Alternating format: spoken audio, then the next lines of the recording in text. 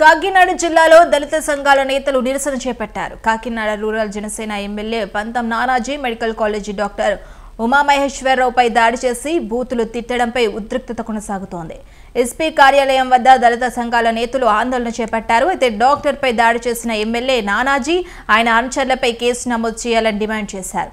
దాడి అనంతరం collector, SP సమక్షంలో డాక్టర్కు ఎమ్మెల్యే క్షమాపణ చెప్పారు. డాక్టర్ జాతిని తాను కించపరిచేలా ప్రవర్తించలేదని వెల్లడించారు. ఎమ్మెల్యే అందరి ముందు అలా ప్రవర్తించడం కరెక్ట్ కాదని, వృత్తిపరంగా ఎలాంటి విభేదాలు లేవని డాక్టర్ చెప్పారు. అయితే Rangaraya medical college principal Narasimha ఇచ్చిన ఫిర్యాదుపై కేసు నమోదు చేస్తామని ఎస్పీ చెప్పారు.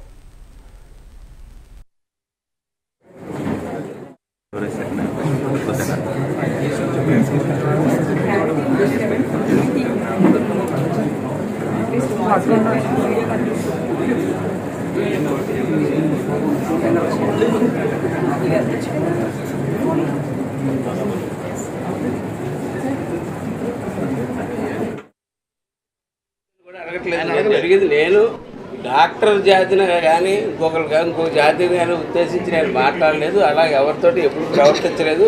ఫస్ట్ టైం ఉద్రేకపూర్వకంగా జరిగింది. తీరా చూస్తే ఈయన నా మిత్రుడే. ఆ చీకట్లో తీరా చూస్తే ఈయన నా మిత్రుడే.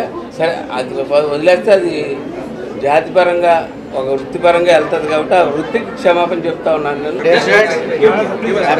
ఎమ్మెల్యే గారు కేసు ఫైల్ చేయడానికి కూడా అడగడానికి రాలేదు. మనం కేసు ఫైల్ చేస్తున్నాం, అందరూ మనం ఏం లేదు. ఎవరైతే మ్యాన్ హ్యాండిల్ చేస్తారో అందరినీ పెడుతున్నాం.